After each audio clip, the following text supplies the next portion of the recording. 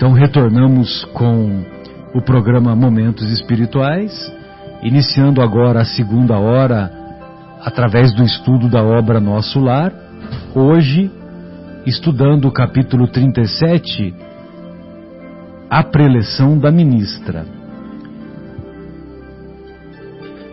E nesse capítulo, a preleção da ministra, vamos dizer assim, é uma continuação do capítulo anterior, quando o André revela o seu sonho belíssimo que ele teve quando ele se encontrou com a própria mãe, que se encontrava em esferas espirituais mais elevadas.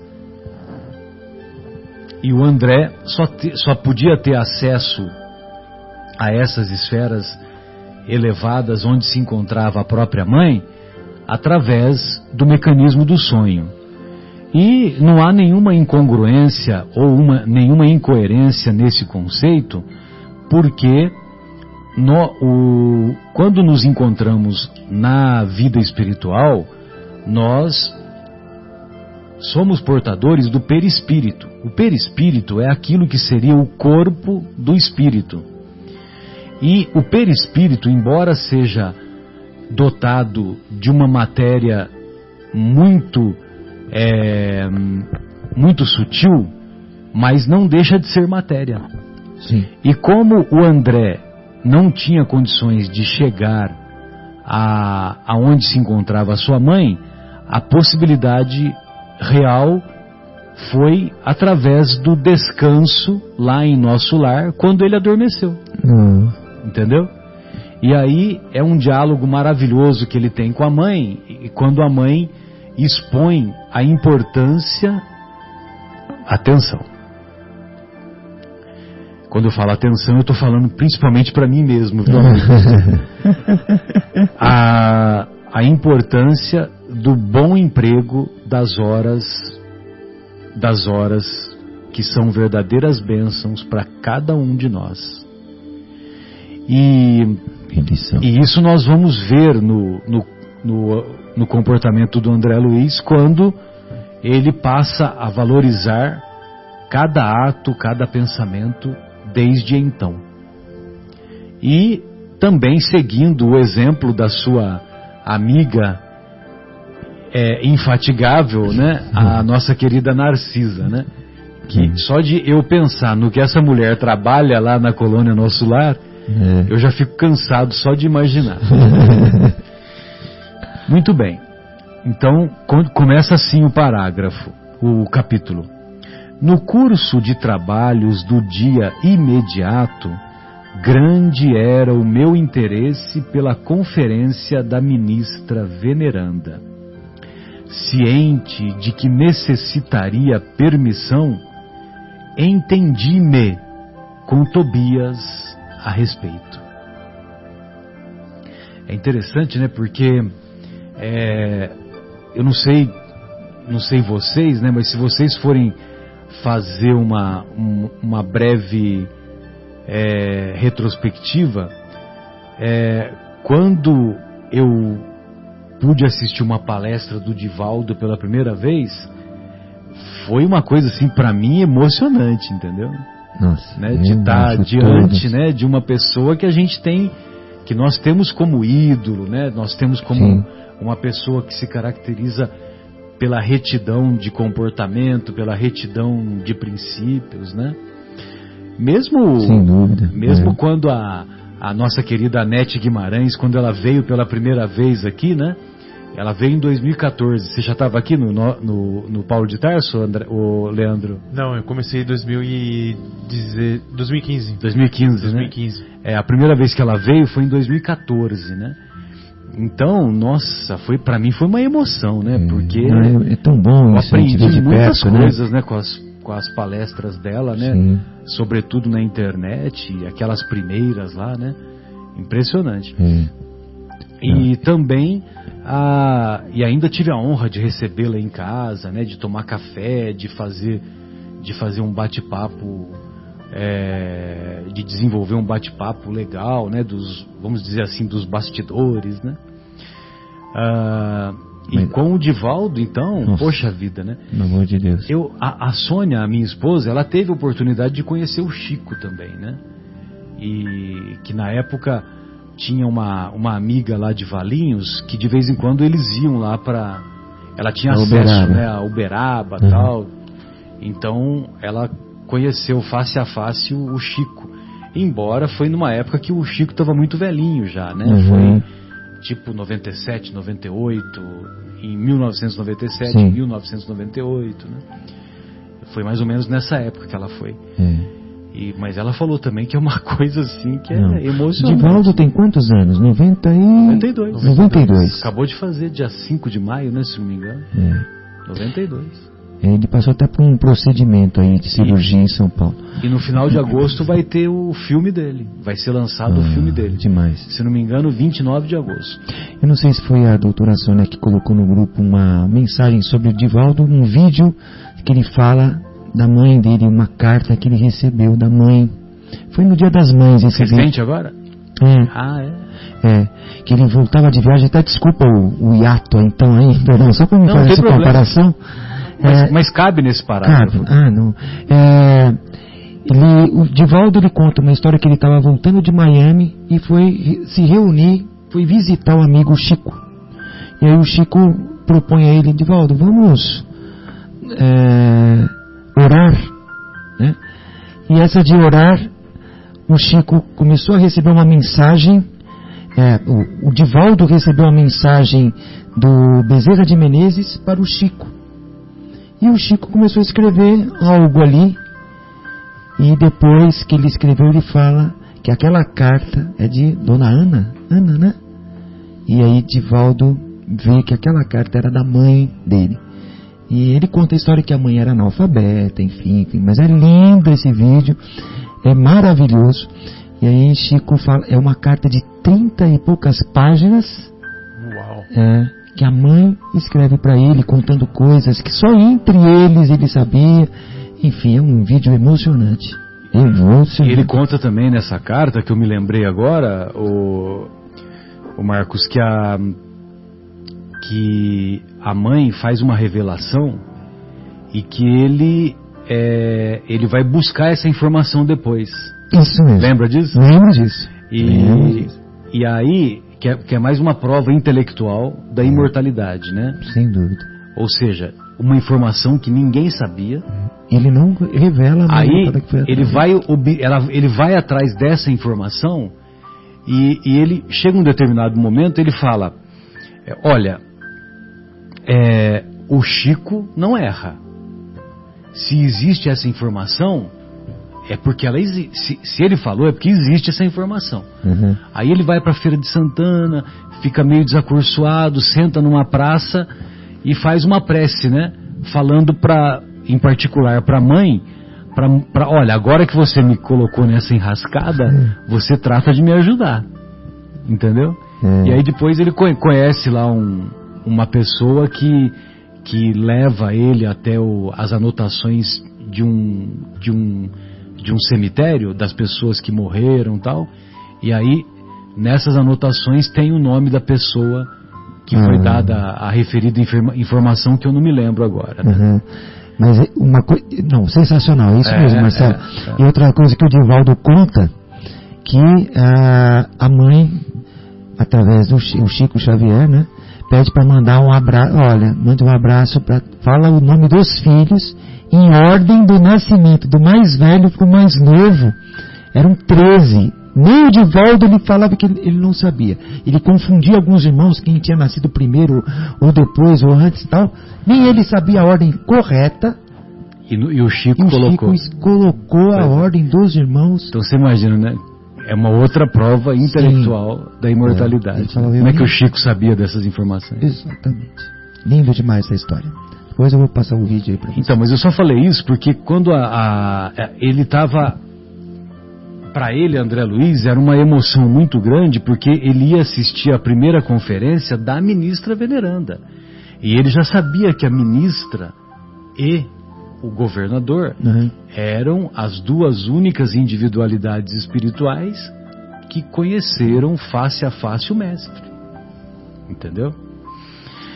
Essas aulas, disse o Tobias, são ouvidas somente pelos espíritos sinceramente interessados.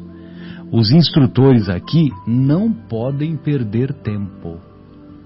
Olha só, sinceramente interessados. Então, se você não é sinceramente interessado, você vai ser alijado dessa conferência. Você Continue não vai trabalhando lá nas suas atribuições. Fica você, desse modo, continua o Tobias, autorizado a comparecer com os ouvintes que se contam por centenas, entre servidores e abrigados dos ministérios da regeneração e do auxílio. Num gesto afetuoso de estímulo, rematou: desejo-lhe excelente proveito. Transcorreu o novo dia em serviço ativo.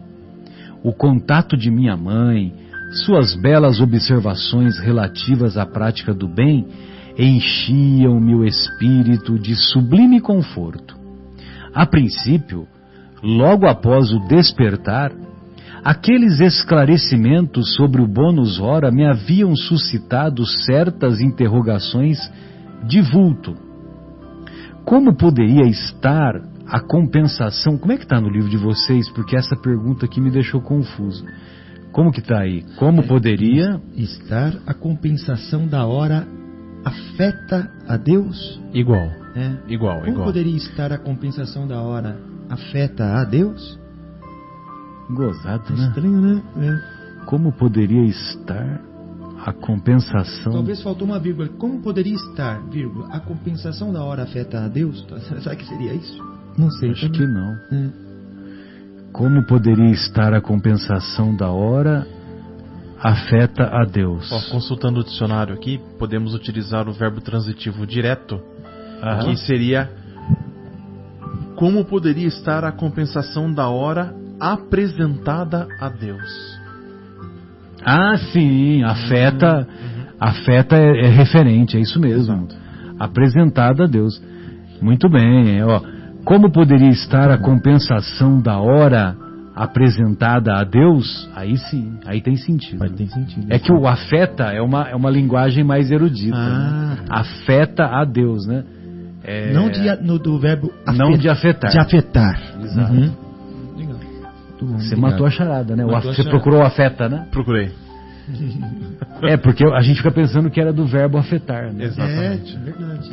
Que bom isso aí, vou até anotar isso aqui. Como poderia estar a compensação da hora apresentada a Deus?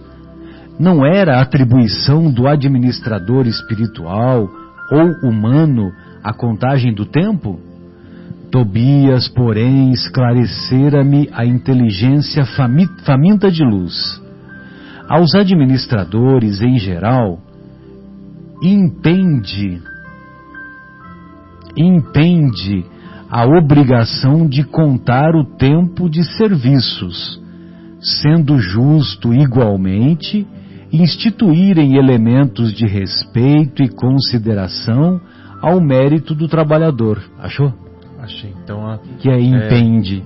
Quer dizer que é preciso, cabe a eles. Aos administradores em geral, cabe a obrigação de contar o tempo de serviços, sendo justo igualmente instituírem elementos de respeito e consideração ao mérito do trabalhador.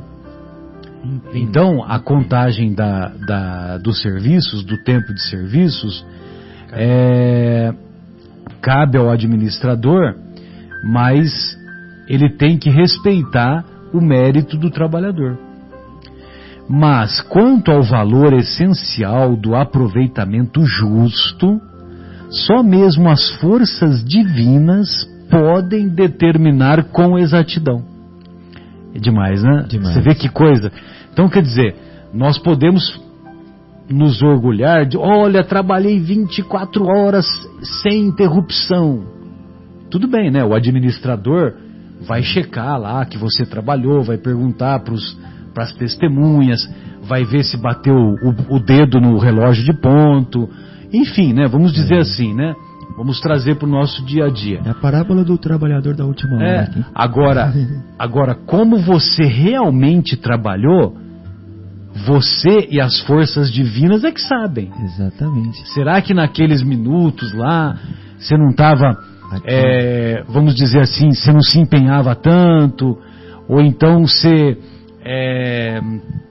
vamos dizer assim, você jogava para a torcida, né? Uhum. Você fazia de conta que estava trabalhando, mas não era tudo isso, né? Não era com a mesma energia, com a mesma dedicação, né?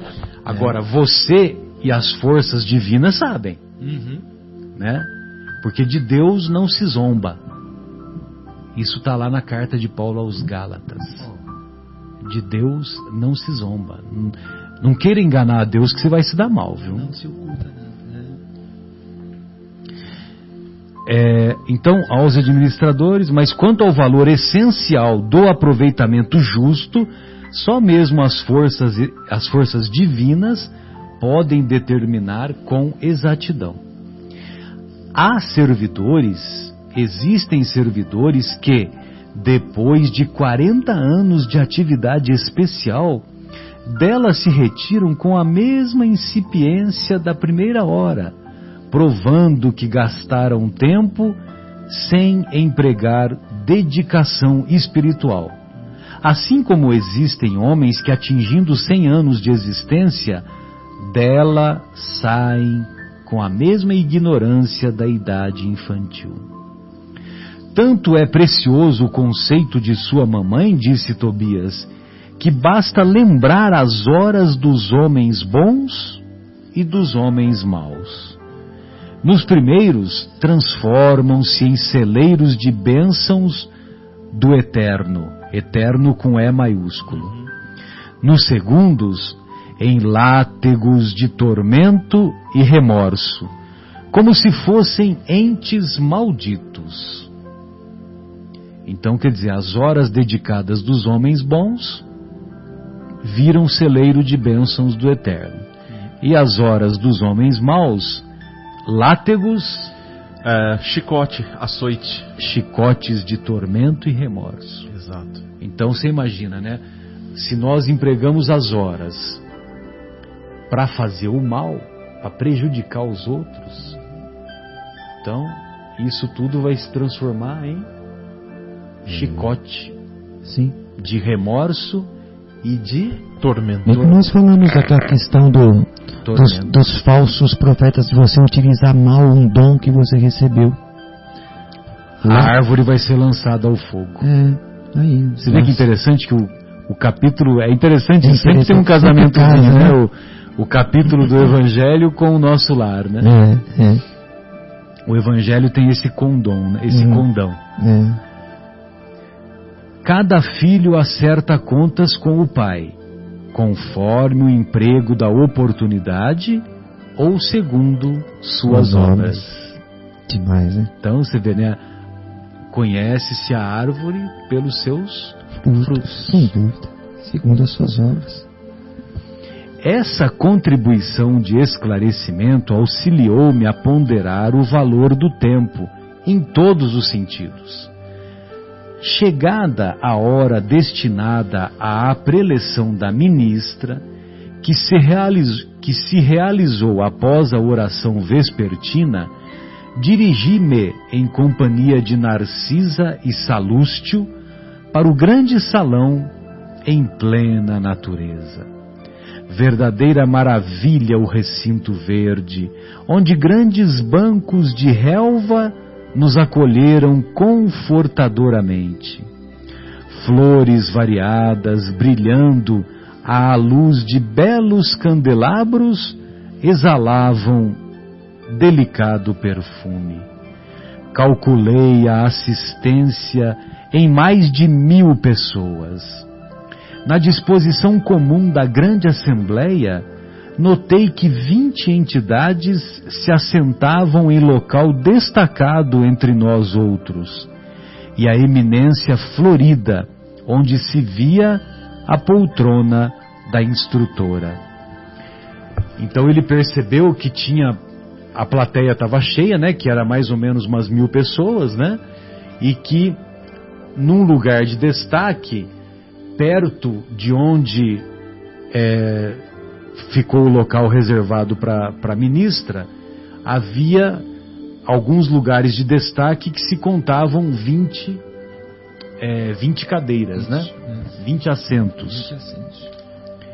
A uma pergunta minha, Narcisa explicou: estamos na assembleia de ouvintes. Aqueles irmãos que se conservam em lugar de realce são os mais adiantados na matéria de hoje, companheiros que podem interpelar a ministra.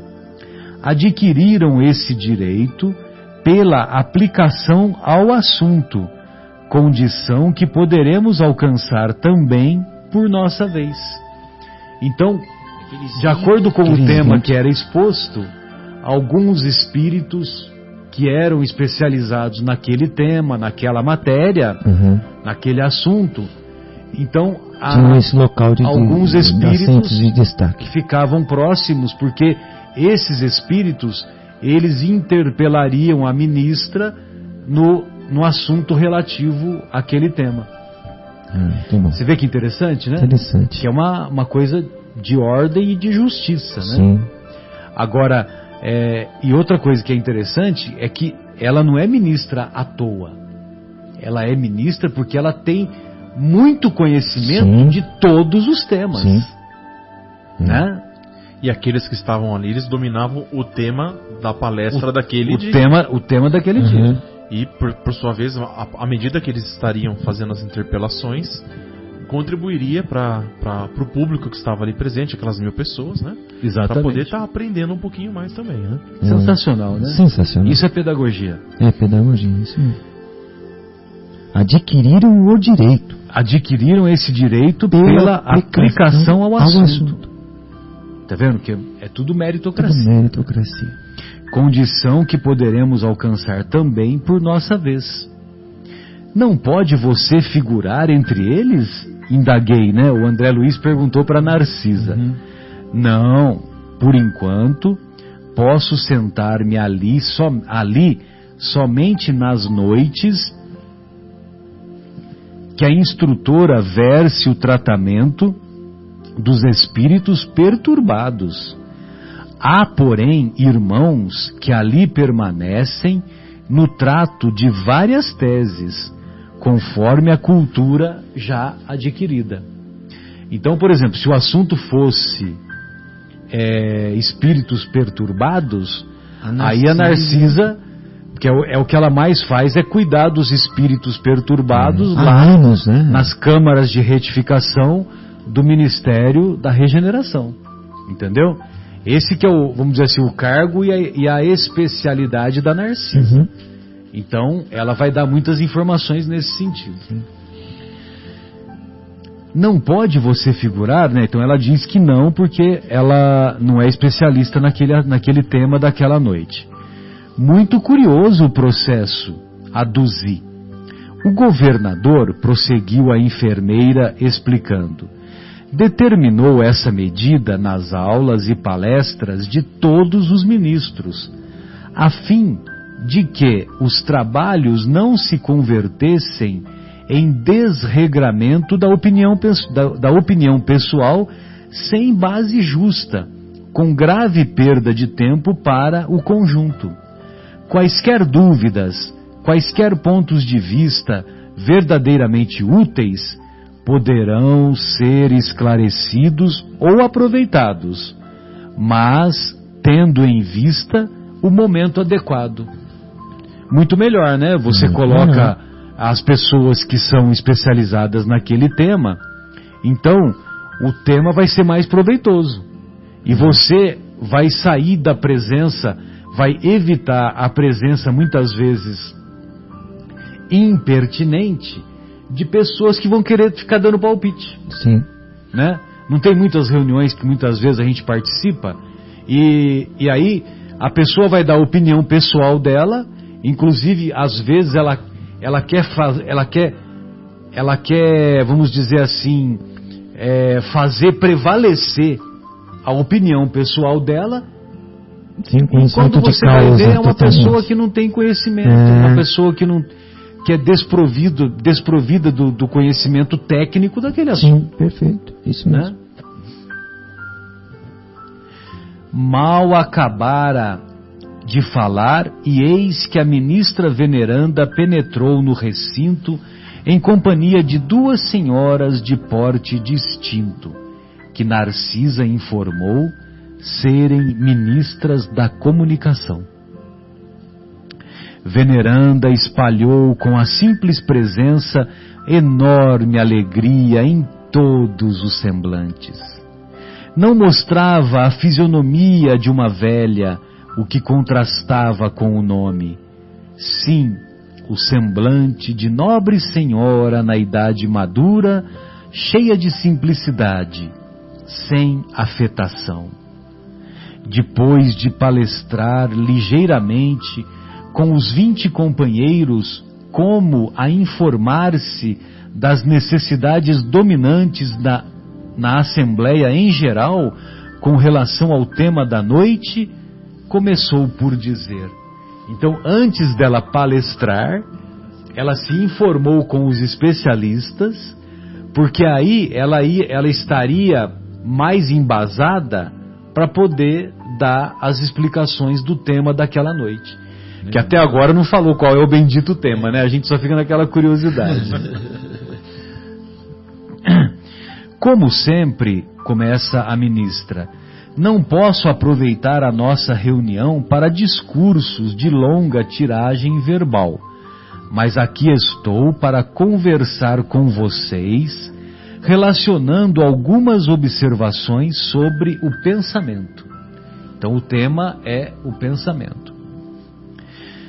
Encontram-se entre nós, no momento, algumas centenas de ouvintes que se surpreendem com a nossa esfera cheia de formas análogas às do planeta.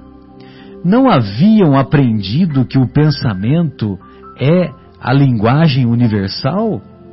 Não foram informados de que a criação mental é quase tudo em nossa vida? São numerosos os irmãos que formulam semelhantes perguntas. Todavia, encontraram aqui a habitação, o utensílio e a linguagem terrestres. Esta realidade, contudo, não deve causar surpresa a ninguém.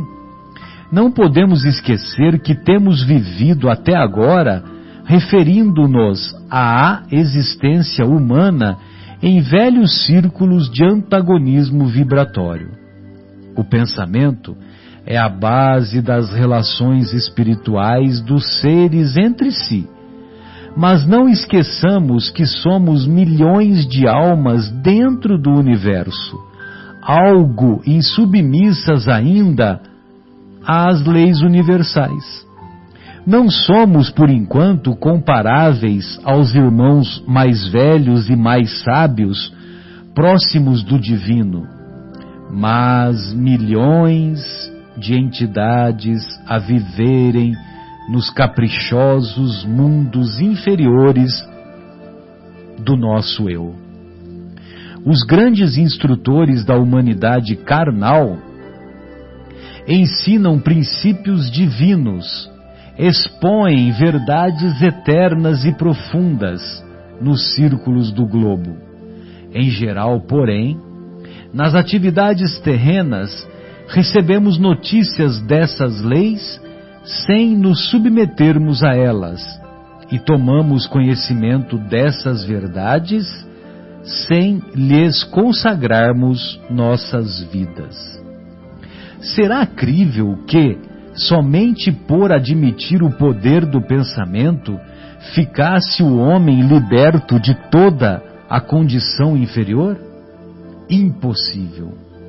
Uma existência secular na carne terrestre representa período demasiadamente curto para aspirarmos à posição de cooperadores essencialmente divinos. Informamo-nos a respeito da força mental no aprendizado mundano, mas esquecemos que toda a nossa energia nesse particular tem sido empregada por nós, em milênios sucessivos, nas criações mentais destrutivas ou prejudiciais a nós mesmos. Somos admitidos aos cursos de espiritualização nas diversas escolas religiosas do mundo, mas com frequência agimos exclusivamente no terreno das afirmativas verbais. Ninguém, todavia, atenderá ao dever apenas com palavras. Ninguém, todavia, atenderá ao dever apenas com palavras.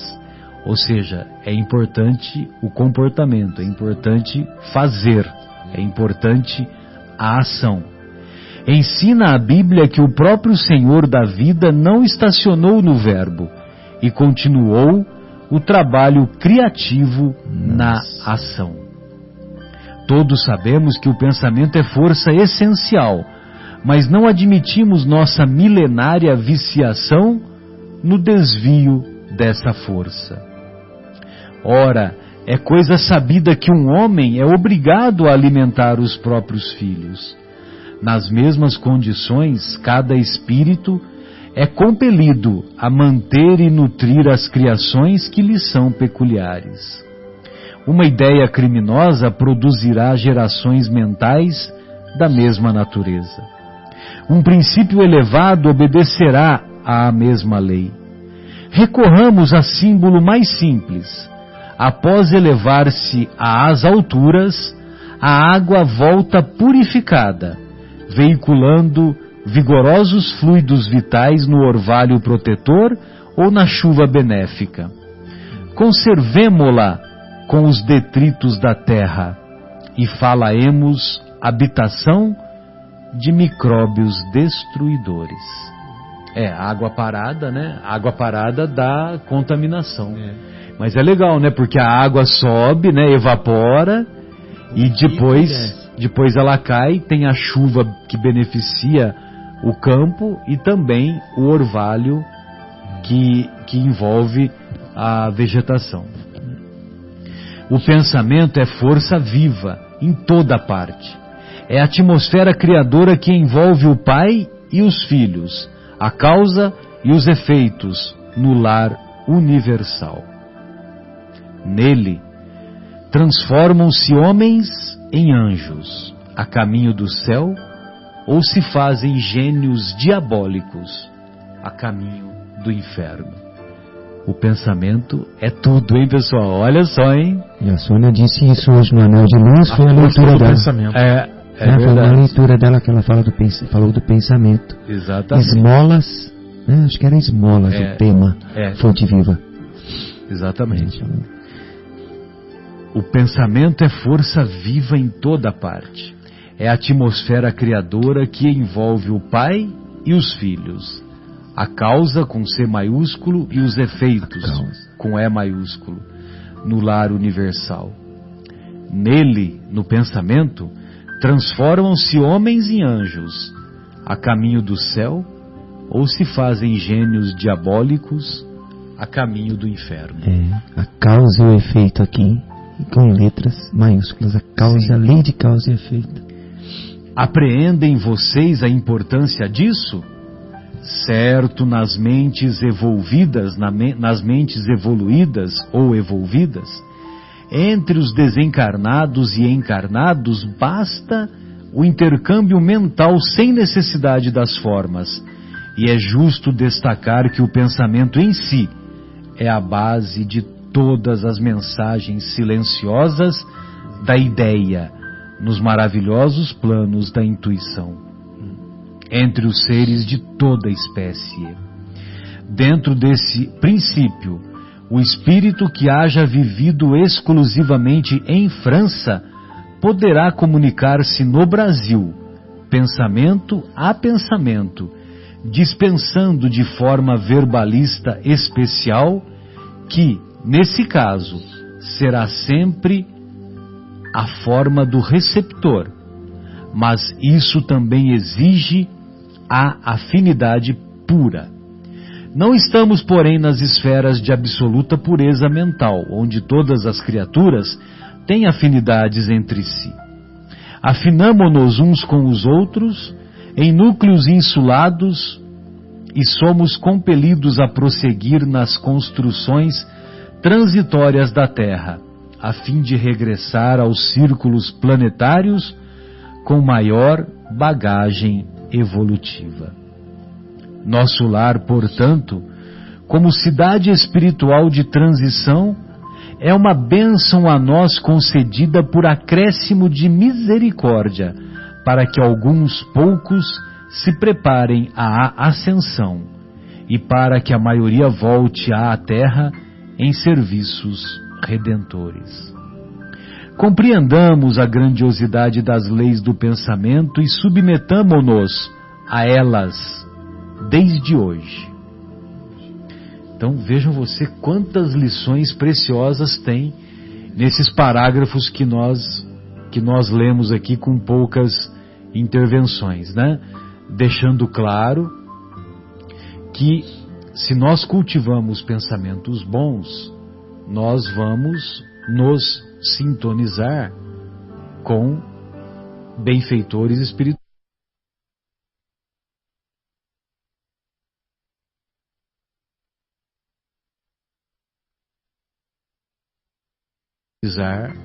Com espíritos, com mentes de igual padrão.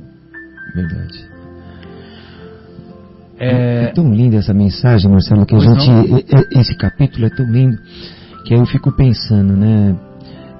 Não desfazendo de Chico Xavier, que era uma pessoa pura, humilde, caridosa, enfim, muitas e muitas qualidades, um homem de muitas virtudes, né? Foi um homem de muitas virtudes, e enquanto esteve aqui encarnado entre nós, e enquanto o espírito continua com as suas virtudes. Todos somos suspeitos, né, para falar do Exatamente. Chico, porque nós somos fãs de carteirinha dele, né? Mas as palavras aqui escritas é de um espírito que está passando uma experiência, uma mensagem muito forte, muito grande. Não querendo desfazer do Chico, não só por esta obra, o Nosso Lar, como as centenas de obras que o Chico escreveu.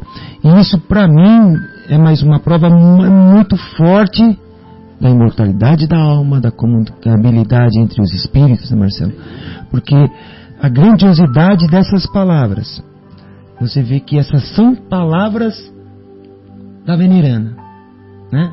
Não são do Chico, apesar de toda a envergadura moral do Chico, toda linda, tudo, mas são palavras, é um pensamento tão puro, tão singelo, tão correto, que você fala, é coisas de outro plano. Exato. Com certeza que me leva a refletir sempre isso.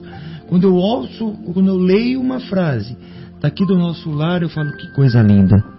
Então, mas você vê uma descrição erudita como essa, porque foi ditado pelo espírito André Luiz. Sim, né? Sim. E o espírito André Luiz certamente já tinha uma bagagem intelectual muito acentuada. Perfeito. Ele poderia não ter uma bagagem moral mais elevada, mas do ponto de vista intelectual ele é um espírito, né, elevado. Agora, para ele poder transmitir a mensagem ao médium, esse médium ele tem que ser dotado de faculdades especiais, não somente faculdades mediúnicas, facilidade de sintonizar. Não só antena, não é só isso. Captação. É preciso que esse espírito também tenha conhecimento. Sim. Também tenha conhecimento. Eu me recordo que numa ocasião o nosso querido Divaldo ele foi estudar a obra não do Freud, como é que chama o outro lá? Do Freud ele estudou também, mas foi o discípulo do Freud, você lembra? Eu esqueci o nome dele agora. Me fugiu o nome. Jung, não é? Jung. É Jung, né? É Jung, né? Jung. Escreve-se Jung, é isso mesmo. É o Jung mesmo. Jung. Então, ele foi estudar essa obra para ele adquirir conhecimento E isso foi aconselhado pela benfeitora Joana de Ângeles, antes dele começar a escrever aquela série psicológica. Você entendeu? Agora, no caso do nosso querido Chico, por isso que a grandeza do Chico é absurda. Sim, é absurda. Claro. Ele é um espírito de altíssima hierarquia, entendeu? Porque para ele receber todas essas informações é porque ele já tinha esses conceitos. Esses conceitos inconscientes, né? Porque ele era uma pessoa, ele era estudado, sim. Ele era letrado no sentido de ele concursado, ele passou em concurso, porém tinha uma posição de humilde, simples, né? Ele não era um doutor, enfim, catedrático, ele né? Só estudou até a 4ª série. Exatamente. Tinha o básico. Então a base de inteligência dele, a base moral também vinha de outrora, né? Vinha de outrora. Ele tinha tudo aquilo gravado no espírito dele, né? Não nessa encarnação. E ele foi um mestre em receber todo esse ensinamento e transmitir a nós através dessas palavras lindas aqui. Maravilhoso. E é muito bacana quando ela diz que da mesma maneira que o pai se preocupa em alimentar o seu filho, nós, de nossa parte, também temos que alimentar o nosso pensamento. Mas alimentar com coisas boas, com coisas úteis, né? Se a gente vai alimentar com coisas banais... Pois é. Bem, ainda não terminou, né? Falta pouquinha coisa para terminar. Vamos ver se a gente consegue desfechar aqui. Nosso lar, portanto, como cidade espiritual de transição, é uma bênção a nós concedida por acréscimo de misericórdia para que alguns poucos se preparem à ascensão e para que a maioria volte à Terra em serviços redentores. Compreendamos a grandiosidade das leis do pensamento e submetamo-nos a elas desde hoje. Depois de longa pausa, a ministra sorriu para o auditório e perguntou: quem deseja aproveitar? Logo após, suave música encheu o recinto de cariciosas melodias. Veneranda conversou ainda por muito tempo, revelando amor e compreensão, delicadeza e sabedoria. Sem qualquer solenidade nos gestos para evidenciar o término da conversação, findou a palestra com uma pergunta graciosa, que foi aquela pergunta: quem deseja aproveitar? Quando vi os companheiros levantarem-se para as despedidas ao som da música habitual, indaguei de Narcisa, surpreendido. Que é isso? Acabou a reunião? A enfermeira bondosa esclareceu sorridente. A ministra veneranda é sempre assim, finaliza a conversação em meio do nosso maior interesse. Ela costuma afirmar que as preleções evangélicas começaram com Jesus, mas ninguém pode saber quando e como terminarão. Que show, né? Linda, hein? Que show. E eu me recordo também daquele nosso querido Aloísio Elias, né, do Miudinho, né, o programa lá do Miudinho. Ele, num determinado momento, ele fez um comentário dizendo que muitas vezes a gente faz as preces lá no centro espírita, né, na casa espírita a gente faz as preces e tem uma obrigação que tem que terminar com o bendito do assim seja, né? Entendeu? Que isso acaba criando aquele convencionalismo, acaba criando, né, aquele negócio que fica, como é que se diz, né? Acaba virando uma coisa meio automática, meio maquinada, uma coisa mais... Acaba virando um rito, entendeu? Entendeu? Nossa, tem que seguir aquilo e tal, né? Então, quer dizer, nós temos que começar a evitar essas coisas, né?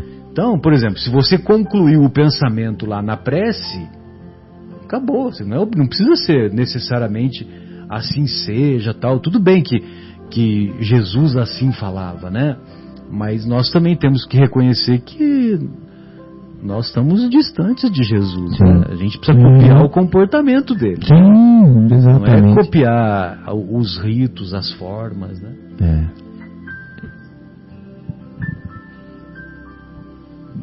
Bem, então, vocês têm mais alguns comentários gostariam de fazer? Leandro, Marcos, fique à vontade, viu? Não tem problema. Não, tranquilo. O comentário que eu tinha era este mesmo que eu fiz por último aqui, da grandiosidade do pensamento da ministra Veneranda, né? Veneranda, desculpa. É uma sabedoria. Eu fiquei mais apaixonado agora por ela ao reler, né? Ela termina uma suavidade de pensamento, né? E termina simplesmente perguntando: querem aproveitar a oportunidade, né? Sensacional, né? Quem deseja aproveitar, ou seja, tudo isso que ela falou, quem deseja aproveitar esta oportunidade, né? Concedida por acréscimo de misericórdia para alguns poucos que preparam a ascensão. Bem canalizando os pensamentos, cultivando bons pensamentos. Para voltar, para que a maioria volte à Terra em serviços redentores. Fez lembrar o Chico. Sem dúvida. Sem dúvida. Ele aproveitou. É que o Chico, a distância nossa para o Chico é... sim, mas ele aproveitou. Ele voltou à Terra para um trabalho muito bom. A distância nossa para a Irmã Lúcia, a distância nossa para a Madre Teresa, né? Aí, para Jesus, então... E quanto um amigo, eu até falei essa história aqui, né? Que eles participavam anualmente de um jantar lá em São Paulo, num buffet, que era patrocinado, um grupo, eles juntavam, fazia aquele jantar anual, um almoço, um jantar, e toda a renda pagava-se caro para estar lá, que o Chico iria fazer ele comparecia nesse almoço, nesse jantar, fazia uma palestra, fazia umas coisas. Todo esse dinheiro era angariado para ele, para toda a obra social que ele tinha. Aí ele conta que estavam todos lá, conversando, salão cheio e tal. Aí chegava o Chico com o Galaxy lá, não sei lá, que ele chegava num Galaxy. Década de 60, 70. Era de alguns dos amigos que patrocinavam a sua vinda. Exatamente. Né? Patrocinavam, que eu digo, no sentido de facilitavam, que recebiam ele na sua casa, né? Ele ficava hospedado na casa da dona, acho que é Nena Galvez, né? Que agora eu me esqueci o nome dela. Acho que é da dona Nena Galvez. Em São Paulo. Em São Paulo, capital. E o seu marido. E aí falam que quando o Chico... Centro Espírita União. Quando ele entrava no recinto, era um silêncio, né? Que ele entrava e esse amigo conta que a sensação que ele tinha... Autoridade moral. Exato, autoridade moral. Que o ambiente se enchia de luz. Ele preenchia o espaço, a entrada, e fez lembrar a entrada da Veneranda aqui, né? Que também, né? A entrada dela, quando ela adentrou no local, né? É uma luz que iluminava, mas não é uma luz que ofuscava, né? Sim. É uma luz que acolhia, uma luz cheia de misericórdia, de tolerância, de amor, né? Essas almas elevadas são assim, né? Com o Gandhi também era assim, com a Maria Teresa, com a Madre Teresa de Calcutá, com a Irmã Dulce, né? Eram pessoas... Eles preenchiam o espaço com a sua grandiosidade. Preenchiam o espaço e preenchiam os nossos corações. Isso aí. Aqui, ó. A Veneranda espalhou com a simples presença enorme alegria em todos os semblantes. Interessante. Ela entrou com duas senhoras. Ela entrou em recinto com duas senhoras. Que eram duas ministras da comunicação. Sim. Legal. Bem, amigos, então, da nossa parte, era o que nós tínhamos para comentar hoje, né? Vale a pena nós relermos esse capítulo e um pouco mais, de maneira um pouco mais concentrada, para absorver melhor esses conceitos, né, da ministra veneranda. E nós desejamos que todos os corações que nos ouviram e que nos ouvirão, que tenham uma semana produtiva. E lembrando que hoje é dia 17 de maio e ontem, 16 de maio de 2019, estreou o filme Kardec. Então vale a pena nós irmos na primeira semana para assistir o filme Kardec, porque quanto mais audiência, mais os nossos irmãos produtores se sentirão estimulados a fazer outras obras, outros filmes com a temática, né? Com a mesma temática. Sem dúvida. E sabe que a primeira semana é muito importante para um filme que determina o tempo que ele ficará em cartaz também. Sem dúvida. As duas primeiras semanas são vitais para ele. Vitais. Exato. O público, o número de pessoas que vão assistir fazem com que ele permaneça mais tempo em cartaz. Isso é muito importante também. Então vamos assistir. Eu estou curioso, gostaria de assistir também. Um grande abraço a todos, um abraço Leandro, um abraço Marcos. Abraço. Despedidas fiquem a seu critério. Vamos fazer que nem a veneranda, né? Vamos aproveitar.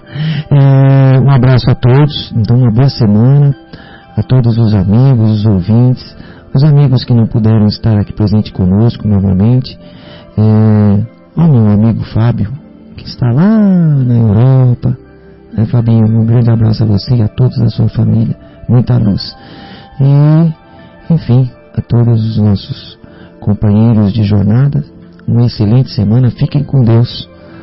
Aí um bom final de semana também, até a próxima sexta. Um grande abraço a todos, então, um excelente final de semana. Um abraço aos nossos companheiros que não puderam estar presentes aqui hoje. Lembrando também da Fátima, do Bruno Eustáquio. E pedindo, né, ao nosso Pai maior, aos nossos benfeitores espirituais, que permaneçam conosco nesse fim de semana e nessa semana que se inicia, para que nós possamos também seguirmos firmes nessa jornada, trilhando o caminho do bem, a seara de amor, de bondade, de caridade, que Jesus, nosso irmão maior, nos ensinou. Um grande abraço a todos, fiquem com Deus e até semana que vem, se Deus assim permitir.